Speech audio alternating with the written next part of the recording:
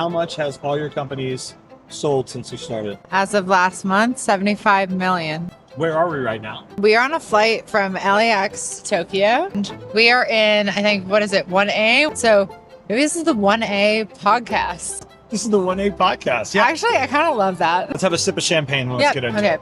What does your business do? We are the Gap Inc. of affordable lab-created jewelry. So we have creative rings at the top. You can think of that as your Banana Republic. So that's going to be our lab-created diamond engagement rings. Step below that, you can think of it as your Gap. All domestically created, completely custom. And then we have our mass-produced CZ company.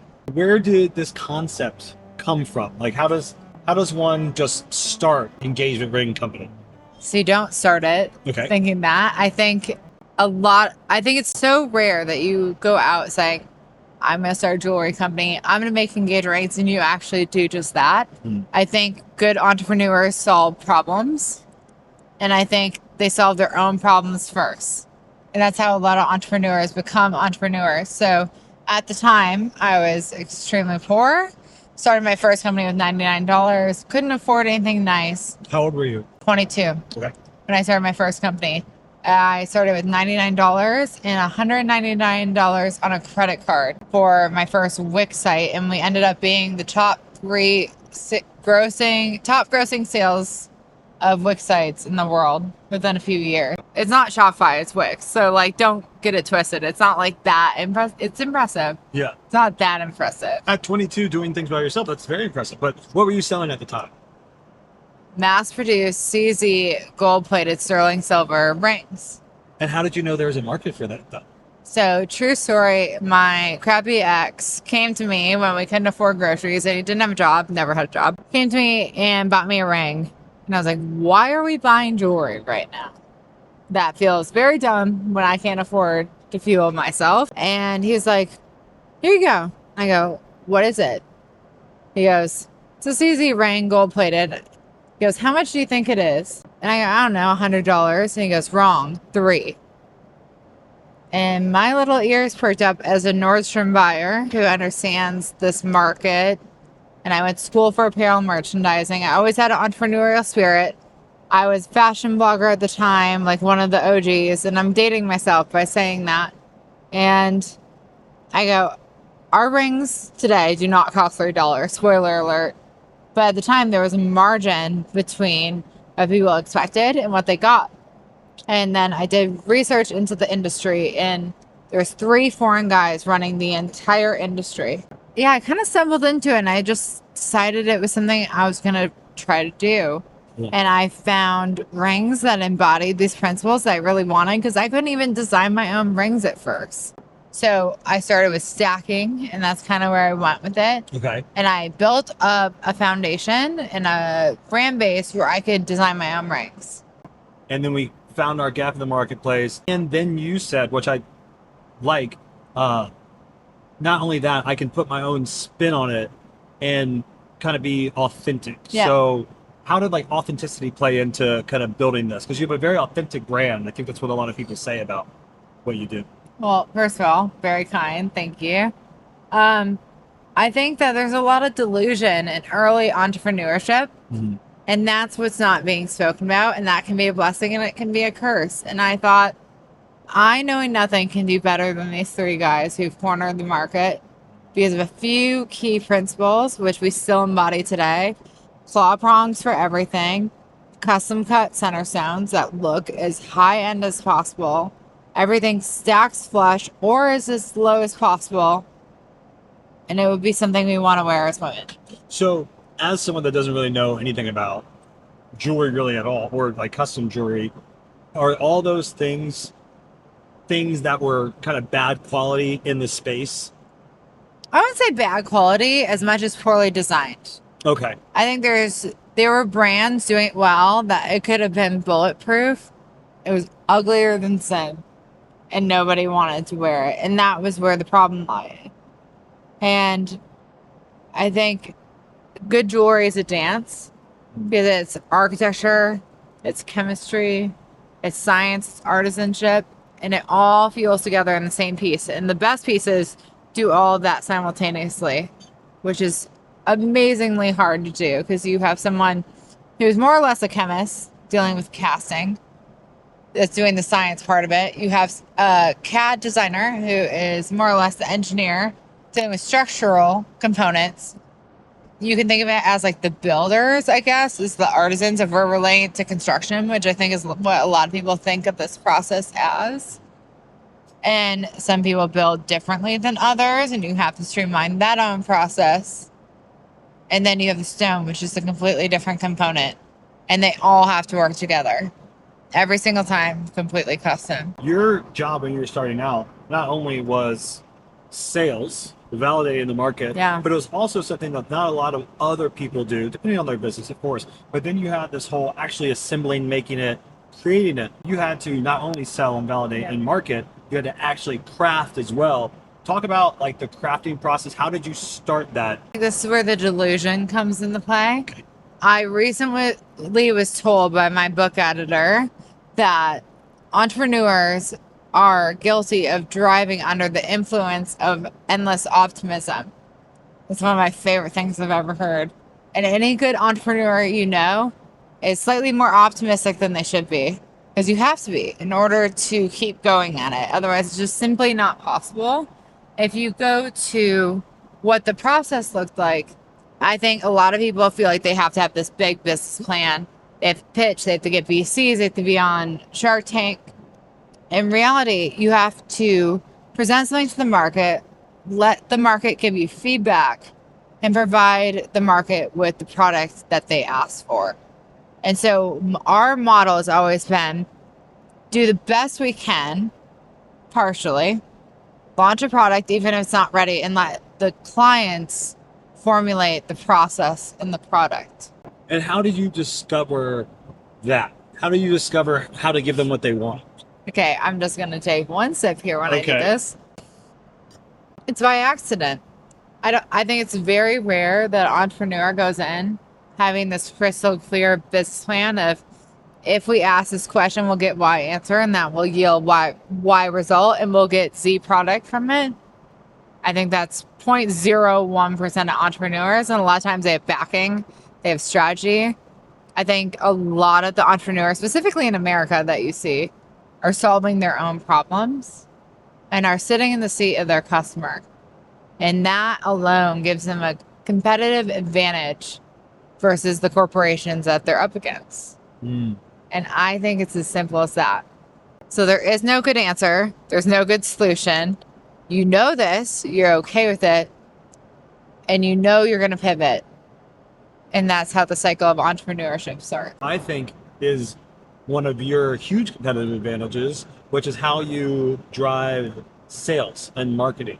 So take me through that, because your marketing budget is essentially zero and you're selling millions and millions of dollars a year. That's pretty insane. So to make it light, I always say we don't do OnlyFans, we do only hands, because it's literally my personal hand still to date, unless we're representing a person of diversity. God, it's really difficult for a lot of people to understand that they don't have to throw a bunch of money at something that resonates with consumers.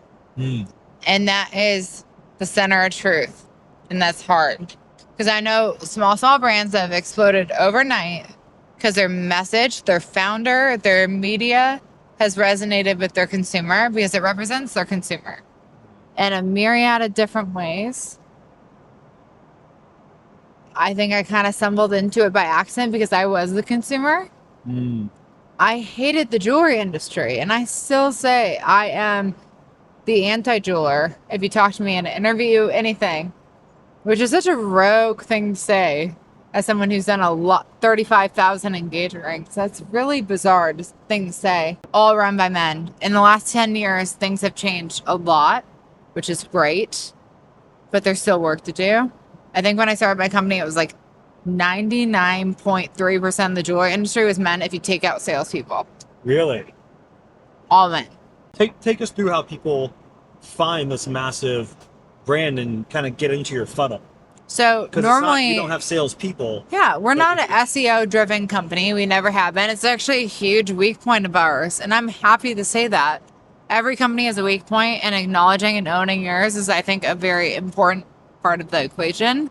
For us, it's always been Instagram because I personally ran it. I did every single Instagram post. I edited every photo. I took every video. I designed every ring. I did every caption up until 1 year ago. And what were your revenues at when you finally gave that to someone else? Annually, Yeah, how big was the business 14 million a year. before you took your finger off the pulse of actually doing it yourself? Yeah. I wanted to look down and see what I would see on my hand on social media. If you were to shop jewelry today on, let's just use Zale as a very neutral point, very common point of jewelry, all they do is AI. It's a rendered image. And that's why you don't trust it.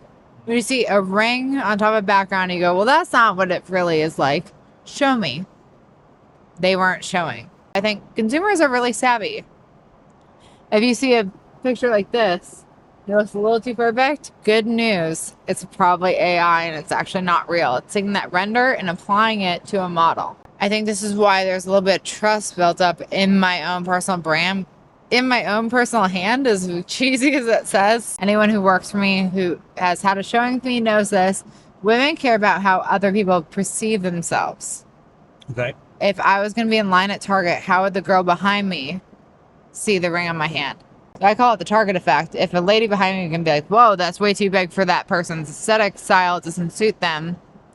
Or does it even get noticed? You want to sit kind of right in the middle for most consumers. I never had an ad budget until I think Everly's first ad budget was 5 years ago. So 5 years into the business.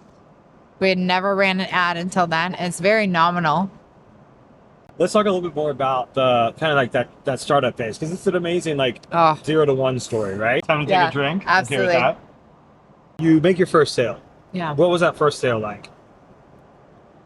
So I was a fashion blogger and I started this jewelry company, and I was already in conflict of interest at Nordstrom headquarters where I was a buyer.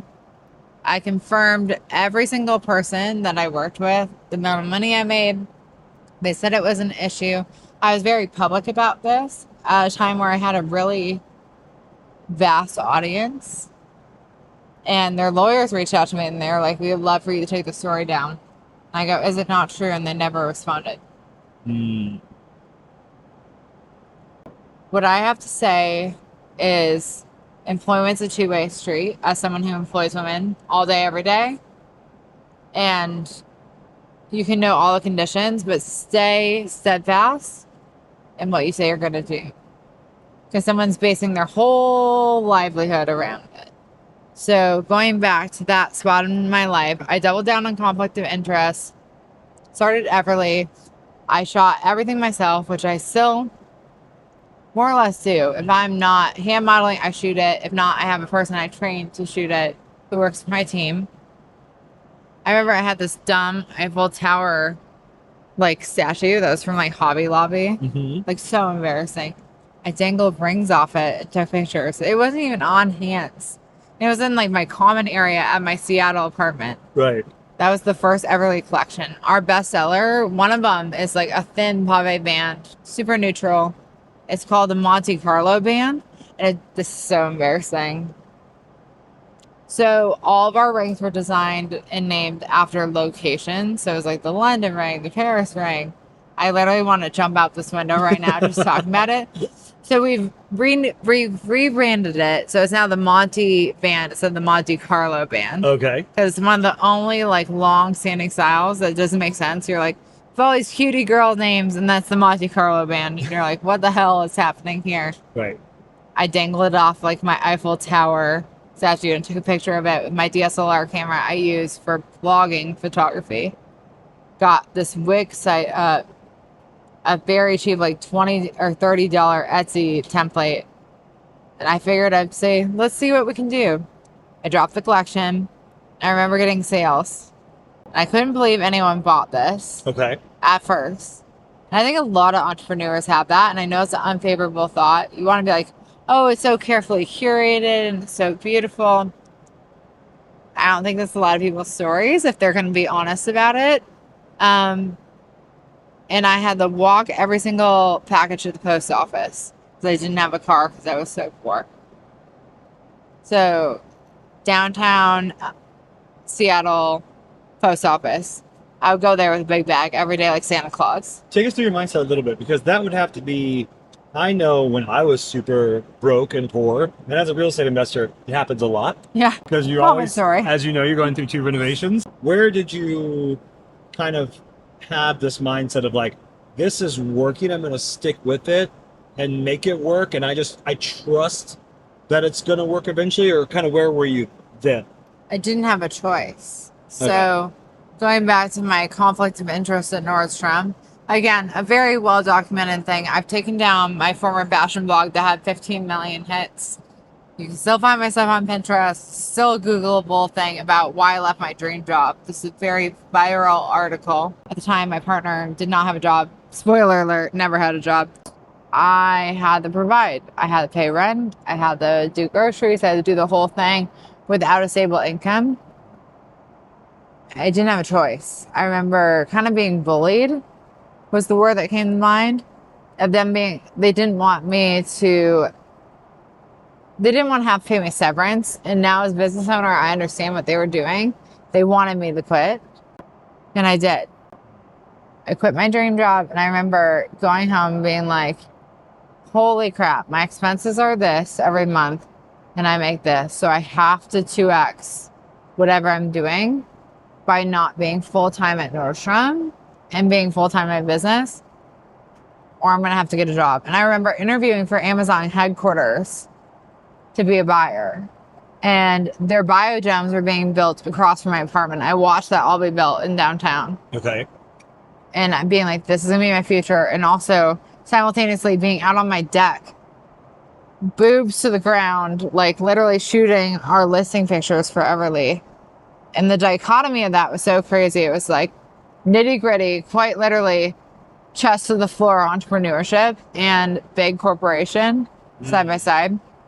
And I was like, I'll do anything to make this work. And I remember being so scared if I was going to get evicted, if I was going to be able to make it. And I had my first $10,000 month in October. And how far into the journey was this? I have been fashion blogging since I was a freshman in college, which would have been 2011. Okay. And I was a employed person post-graduation. This was 2015. This is October of 2015. And I went all in on myself. I had a record month. And I remember not knowing how to do the paperwork for it and going to my aunt at Christmas and being like, can you help me? I literally don't know what to do. And she was even like, is that a zero? Whatever. And it all came to a head. So I didn't have a choice. And I think there is one of my favorite sayings I've ever heard is that if you want to take the island, you burn the boats. And that means that you burn any option other than your goal, right? Because I think you fight for your life differently, knowing that there's no way out. I burned the boats. I quit my corporate job. I had an ex that made $0 for 8 years, I think. I had to make money. No parents supported me. I had no family. With the $10,000 month, was that kind of the monetary value that you're like, okay, it's real now, this is kind of a big deal, or I can scale this? Or like when you hit that number, what did that kind of mean to you? It was a oh shit moment for one. You're just like, oh, this is actually happening. And that's a collaboration of blogger contracts that I had and my business that was starting. We had our first Black Friday. We had our first $50,000 day. I think it was 2017. I remember being so scared shitless when I saw these numbers. It was amazing. And I go, how are we going to do this? And it took 2.5 weeks to get all those orders out. I will say, in my own personal business journey, I did not realize that, and this sounds so dumb, but I didn't realize I could pull a lot of things off. I think a lot of entrepreneurs and people in general have imposter syndrome. I still today. When something big happens, we had an absolute record day a few months ago. Yeah, well, that's not our numbers. This is someone else's number, Shopify glitch. Like, you still have that imposter syndrome, even with a proven track record. And I think the beauty of being more established and more tenured as an entrepreneur is your team. And I go, they did this. And that eases the burden of imposter syndrome. Let's talk about team building a little bit too. Infinite game is so important. Have you ever heard of Simon Sinek? Infinite game, of course. One of my favorite entrepreneurs of all time, one of my favorite thought leaders of all time. He's the reason I am the leader I am today. I was running a finite business, like most people are, and people were the turnover was crazy. People weren't happy. Really? There wasn't structure. I would say up until 2020 made me change everything about my business. And also, I started my business at 22 when you don't have a mentor and you don't have a VC. And there's a lot of learning to do there. You mentioned Simon Sinek. Let's kind of talk about leadership and leadership principles. Yep. And I think you had a big announcement recently based off of something that they found you essentially in and really interested primarily for, among other reasons, your leadership skill and savvy and principles. Yeah. So I got approached by someone to write a book, which is not the first time in my career that I've had this happen. And I always thought I was in a place where I wasn't ready, or I had that imposter syndrome that you talk about. Mm-hmm. And I want to make sure that I was ready for the longest time. I don't think you're ever going to be ready to write a book. I think that you can embody the principles you're writing about, and you can have quantifiable results from those principles back it up. And that was the axis I was trying to hit. And I think I finally hit it. So I signed a book deal with Forbes to write a book, and it's thought leadership. And there's almost memoir-like anecdotes scattered from my own crazy personal experience of going from $99, no investment money, never taking out a loan, to $75 million with no mentor. 0 out of 10 recommend the no mentor report. Get a mentor. It's very important. Yeah, so I'm writing this book, and it's really important. It sounds like it, and it sounds amazing. I can't wait for you to have your launch party. I plan to be there. What are some of the core kind of leadership principles that you have that might be a little counterintuitive, or that you haven't seen around the block a lot? Well, I always say I'm the anti-jeweler. Anything the jewelry industry is doing, I do the complete opposite. I think about like glass on top of rings and how people do showrooms. That's crazy to me. You're saying, buy my rings, buy from me, build your love story with us, but also we don't trust you and you're going to steal from us. That is the craziest thing I've ever had. Like, think about that. You're coming in, there's a subliminal, like, I don't trust you. Well, that's interesting. I've never really thought about the user experience of buying a piece of jewelry. I've been lucky enough to be in many of your showrooms. You have, correct me if I'm wrong, one in Orange County, one in Soho, in New York, one in South Beach, Miami.